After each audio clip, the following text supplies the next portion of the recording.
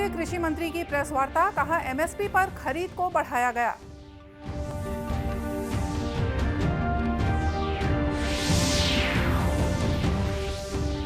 स्वतंत्रता संग्राम सेनानी घनश्याम सिंह गुप्त का जयंती समारोह, मुख्यमंत्री ने उनके जीवन पर आधारित पुस्तक का किया विमोचन।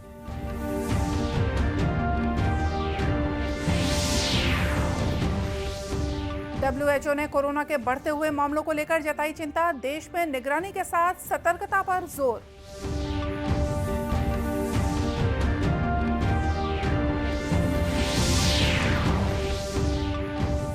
और कोरबा में नशे के खिलाफ पुलिस विभाग ने निजात जागरूकता दौड़ का किया आयोजन।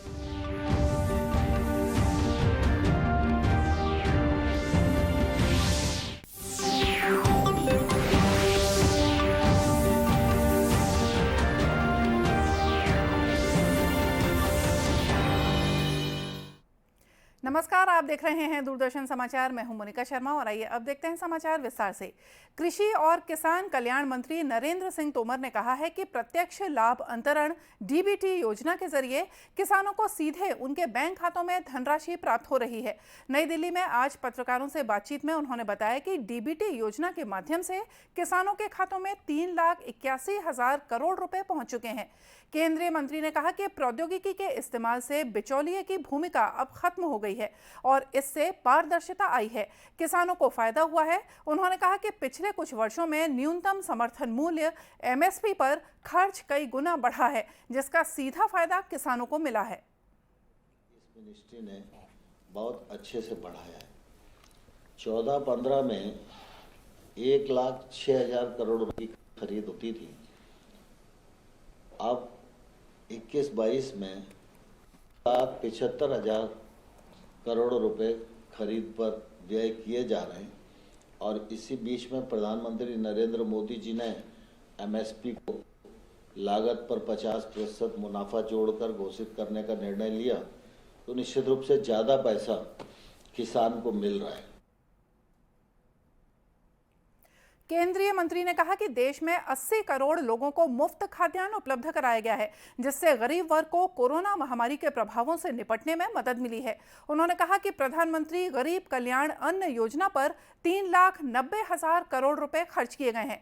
मोटे अनाज की खरीद के बारे में जानकारी देते हुए श्री तोमर ने बताया कि 7 राज्यों ने 13 लाख टन मोटा अनाज खरीदा है। मुख्यमंत्री भूपेश बघेल ने आज स्वतंत्रता संग्राम सेनानी और संविधान निर्माण समिति की हिंदी ड्राफ्ट कमेटी के अध्यक्ष घनश्याम सिंह गुप्त की जयंती पर उनके जीवन पर आधारित पुस्तक का विमोचन किया। मुख्यमंत्री निवास पर आयोजित समारोह में श्री बघेल ने स्वर्गीय गुप्त को याद करते हुए उन्हें अपनी श्रद्धांजलि दी। मुख्यमंत्री ने कहा कि श्री गुप्त ने न सिर्फ स्वतंत्रता आंदोलन और संविधान निर्माण में भागीदारी निभाई, बल्कि वे एक सच्चे समाजसेवी, शिक्षाविद और छत्तीसगढ़ के युग पुरुषों में से एक हैं। उन्होंने कहा कि स्वर्गीय श्री गुप्त का जीवन वर्तमान समय में प्रेरणादायक होने के साथ ही युवाओं के लिए एक मार्गदर्शन भी देता है। समारोह में उनके जीवन पर आधारित पुस्तक सुरता विधान पुरुष का विमोचन हुआ, जिसमें उनके व्यक्तित्व और कृतित्व पर प्रकाश डाला गया है। महामारी के एक जटिल दौर के बाद चीन में फिर कोरोना संक्रमण के बढ़ते हुए मामलों ने वैश्विक चिंता बढ़ा दी है।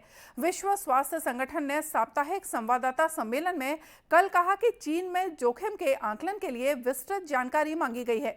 डब्ल्यूएचओ प्रमुख टेड्रोस ने चीन से अनुरोध किया है कि वो संगठन को सभी आंकड़े उपलब्ध कराए।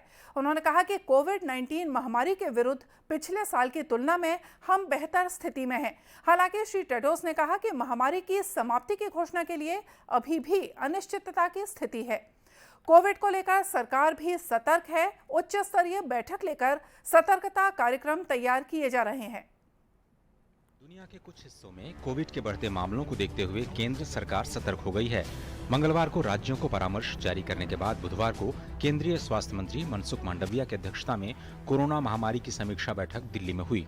बैठक में दुनिया भर में फैल रहे संक्रमण के हालात को लेकर चर्चा हुई। बैठक में उन्होंने विश्व स्तर पर कोरोना के मामलों में वृद्धि के बीच देश में सतर्कता बरतने और निगरानी तंत्र को मजबूत करने का निर्देश दिया।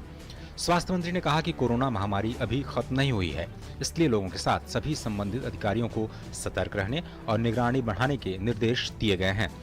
देश किसी भी स्थिति से निपटने के लिए तैयार है। सरकार का कहना है कि कोविड की स्थिति को लेकर वो सतर्क है और कहीं भी मामले बढ़ते हैं तो राज्यों को सतर्क किया जाता है।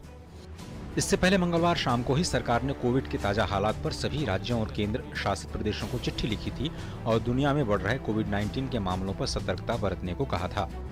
केंद्रीय स्वास्थ्य सचिव राजेश भूषण ने चिट्ठी में सभी राज्यों से यह सुनिश्चित करने का अनुरोध किया कि जहां तक संभव हो सभी पॉजिटिव मामलों के नमूने दैनिक आधार पर जीनोम सीक्वेंसिंग के लिए भेजे जाएं।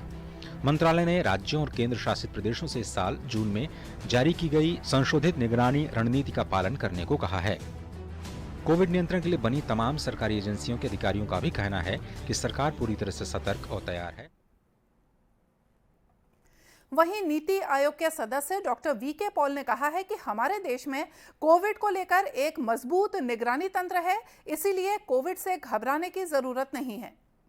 सर्वेलेंस का प्रावधान है, ऐसा कोई रेड अलर्ट हमारे अपने देश में कोई ऐसा बिल्कुल ही नहीं है। There is no need for panic. We are absolutely in a safe zone. This nation has a very high coverage of vaccination. हम सबको ये ख्याल रखना है कि किसी भी व्यक्ति में, आजकल के मौसम है, ठंड का मौसम है, उसमें हमें अगर खांसी जुकाम होता है तो अपना टेस्ट करवा लीजिए। हो सकता है ये कोविड हो, लेकिन मोस्ट लाइकली कुछ और वायरस जो आम आते हैं, इन्फ्लुएंजा वगैरह, वो होंगे, तो वो करेंगे तो डिटेक्शन होगी, इसमें मदद हमें मिलेगी। दूसरी बात यह है कि पब्लिक में हम ग्रुप में हैं, लार्ज ग्रुप में हैं, तो फिर मास्क का प्रावधान हमें, जैसे हम लोग करते आए हैं, उसी तरह के उसको करना चाहिए। तो ये प्रक्रिया हमें और चुस्ती से इसको अपनाना चाहिए। इस बीच प्रधानमंत्री नरेंद्र मोदी ने भी आज कोविड को लेकर बैठक बुलाई। केंद्र सरकार ग्रामीण इलाकों में सड़क, पानी जैसी बुनियादी सुविधाओं को उपलब्ध कराने की दिशा में प्राथमिकता के साथ कार्य कर रही है। सौर सुजला योजना भी इसी तरह की एक योजना है जिससे ग्रामीण क्षेत्रों में जीवन को सहज बनाने का काम किया जा रहा है। प्रदेश में भी ये योजना सफलतापूर्वक चलाई जा रही है। दुर्ग जिले के 200 से ज्यादा गांव में इस योजना के जरिए सोलर क्रांति आई है। ये गांव सोलर लाइट से जगमगा रहे हैं। इन गांव के ग्रामीणों ने बताया कि हाई मास्ट के लग जाने से ग्रामीणों को न सिर्फ आने जाने में सुविधा हो रही है, साथ ही देर रात तक गांव वाले अपनी दिनचर्या को सहजता के साथ पूरा कर पा रहे हैं। ज़्यादा था और मैदान में नाइट के टाइम में कोई नहीं दिखता था। बात यह है कि अंधेरा सांप बिच्छू यहाँ पर आ जाते थे। अब लाइट लगने के बाद यहाँ पर लोग आसानी से जाते हैं और इसमें किसी को किसी प्रकार की समस्या नहीं होती है। और ये लाइट सोलर पैनल है और सूर्य के प्रकाश की ओर से जलता है। यह लाइट सौर ऊर्जा वाला है, 7-8 महीने पहले लगा हुआ है। यहाँ काफ़ी अंधेरा रहता था पहले, तो हम लोग को बहुत ही दिक्कत होता था। क्या दिक्कत है? अन्य खेल खेलने में और कुछ चीज़ों में हमें असुविधा होती थी, तो आने जाने में भी हमें बहुत परेशानी होती थी। तो यह लाइट लगने से हमें बहुत ही अच्छा लग रहा है और यहाँ आसपास के वातावरण भी अच्छे रह रहे हैं। अभी इस योजना के जरिए सिंचाई सुविधाओं में भी विस्तार हुआ है। सोलर संयंत्र और सोलर पंप के कारण किसानों की बारिश और बिजली पर निर्भरता कम हुई है। अभी जा रहा है और सूखा हो जाता था, मतलब गर्मी में, वो अब पूरा भर गया है, तालाब है। इसके बाद हमारा खेत में जा रहा है, हमको एकड़ से फ़ायदा मिल गया है भाई, और फ़ायदा है। अब तो गर्मी में सूख रहा था, अब नहीं सूखा रहा है तालाब। यहाँ पहले लाइन का भी प्रॉब्लम था, अभी भी शाम को 5 बजे के बाद लाइन नहीं रहता है। तो अभी जब से 8 महीना से मेरे यहाँ सोलर पंप लगा है, जो कि अच्छा पानी देख ही पा रहे हैं आप कि अच्छा पानी अब दे रहा है, इसमें कोई दिक्कत नहीं है। और सुविधा बिजली बिल भी की भी बचत हो रही है और पानी की सिंचाई भी अच्छी हो रही है। जिले के मुख्य कार्यपालन अधिकारी अश्विनी देवांगन ने दूरदर्शन से चर्चा में बताया कि जिले में सौर सुजला योजना के तहत कृषि के क्षेत्र में 5 बड़ी परियोजनाएं चलाई जा रही हैं। साथ ही जिले में सोलर एनर्जी पार्क भी स्थापित किए जा रहे हैं। हो रहे हैं। पहला सिंचाई के क्षेत्र में 5 बड़ी योजनाओं का हम लोगों ने अब तक प्रारंभ करा लिए हैं, जिसमें बोरेंदा और ठाकुरटोला मैक्सिमम है, जिसमें 100 से अधिक हेक्टेयर क्षेत्र में हम लोग सिंचाई की व्यवस्था कर पा रहे हैं। दूसरा, हम अगर लाइट के क्षेत्र में देखें तो 300 से अधिक सोलर लाइट यहाँ पे पूरे ज़िले में लगाए जा चुके हैं, जिससे ग्राम पंचायतों में बिजली बिल की जो एक बड़ा फाइनेंशियल बजट होता था वो उसमें खर्च होता था, उससे बचत हो रही है। साथ साथ हम लोग ग्राम पंचायतों में रोशनी की व्यवस्था कर पा रहे हैं। तीसरा अगर देखा जाए तो अभी देमार और पंदर में हमारा सोलर एनर्जी पार्क तैयार हो रहा है। निश्चित तौर पे उसके तैयार होने के बाद न सिर्फ लोगों को यह पता चलेगा कि सोलर एनर्जी किस तरह से काम करती है, बल्कि शैक्षणिक स्तर पे स्कूल और कॉलेजों के बच्चों को भी इससे सीखने और आगे बढ़ने का मौका मिलेगा। दुर्ग जिले के ग्राम देमार और पंदर में ऊर्जा पार्क का काम चालू है। कोरबा जिले में नशे के खिलाफ पुलिस विभाग द्वारा निजात जागरूकता दौड़ का आयोजन किया गया। नशे के खिलाफ चलाए जा रहे इस जागरूकता महाअभियान में बड़ी संख्या में स्कूल और कॉलेज के छात्रों के साथ ही पुलिस और जिला प्रशासन के अधिकारी भी शामिल हुए। एसपी संतोष सिंह और कलेक्टर संजीव झा ने निजात जागरूकता दौड़ को हरी झंडी दिखाकर रवाना किया। इस दौड़ से पहले सांस्कृतिक कार्यक्रमों के साथ ही नाटक के जरिए नशे से होने वाले दुष्प्रभावों से लोगों को जागरूक किया गया। कोरबा कलेक्टर संजीव झा ने पुलिस विभाग के इस प्रयास को सराहनीय बताया। उन्होंने बताया कि नशे के खिलाफ चलाए जा रहे जागरूकता अभियान से जहां आम लोगों पर इसका सकारात्मक असर पड़ रहा है, तो वहीं अवैध नशे के कारोबार के खिलाफ पुलिस लगातार कार्रवाई कर रही है। उसी के तहत आज निजात बैनर के तत्वावधान में यहाँ पे एक जागरूकता कार्यक्रम आयोजित किया गया है, जिसमें शहर के सभी गणमान्य नागरिकगण, सभी संस्थाओं से जुड़े हुए लोग, बहुत सारे NGOs के लोग, जो प्रगतिशील बुद्धिजीवी वर्ग के लोग हैं, मीडिया के आप लोगों के सभी सम्मानित साथीगण यहाँ थे। और जागरूकता कार्यक्रम के बाद एक सांस्कृतिक कार्यक्रम के माध्यम से भी यहाँ पर लोगों को ये संदेश देने का प्रयास किया गया कि जो अवैध नशा है वो कितना खतरनाक है। उसके बाद एक छोटी सी दौड़ का भी आयोजन किया गया, जिसमें शहर के सभी लोगों ने बहुत ही जोश से, उत्साह से भाग लिया। इससे ये संकेत मिलते हैं कि लोग इस कार्यक्रम के प्रति कितने सकारात्मक हैं। एसपी संतोष सिंह ने बताया कि कोरबा पुलिस नशे के खिलाफ निजात अभियान चला रही है। इस अभियान के तहत पिछले 6 महीनों में अवैध नशे के खिलाफ 1000 से ज्यादा प्रकरण दर्ज किए गए। निजात जागरूकता अभियान से नागरिक भी जुड़ रहे हैं, जिससे नशे के खिलाफ लोगों की एकजुटता बढ़ रही है। और आइए अब देखते हैं कुछ खबरें जिलों से।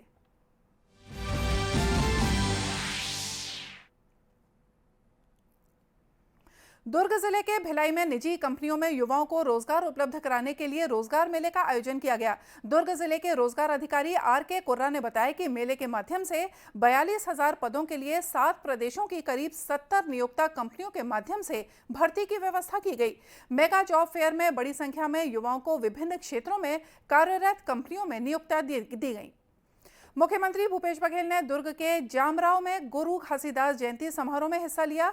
इस मौके पर उन्होंने कहा कि राज्य सरकार गुरु घासीदास के आदर्शों पर चलकर सभी वर्गों के हित में काम कर रही है। सामाजिक समरसता और सर्वहारा वर्ग का विकास सरकार की प्राथमिकता है। शहीद वीर नारायण सिंह स्मृति राज्य स्तरीय आदिवासी लोक कला महोत्सव का आयोजन अंबिकापुर में किया गया। इस प्रतियोगिता में दुर्ग ने प्रथम स्थान हासिल किया।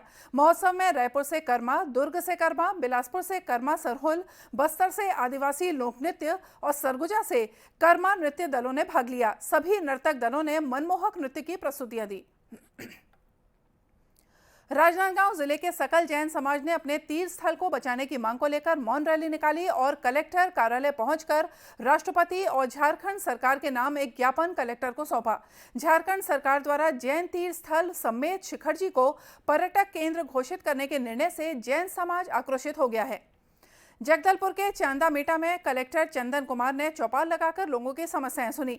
ग्रामीणों द्वारा की गई बिजली और मोबाइल नेटवर्क की मांग का निराकरण प्राथमिकता के साथ किए जाने की मांग कलेक्टर द्वारा की गई। साथ ही उन्होंने विकास कार्यों को भी तीव्रता के साथ पूरा करने के निर्देश दिए।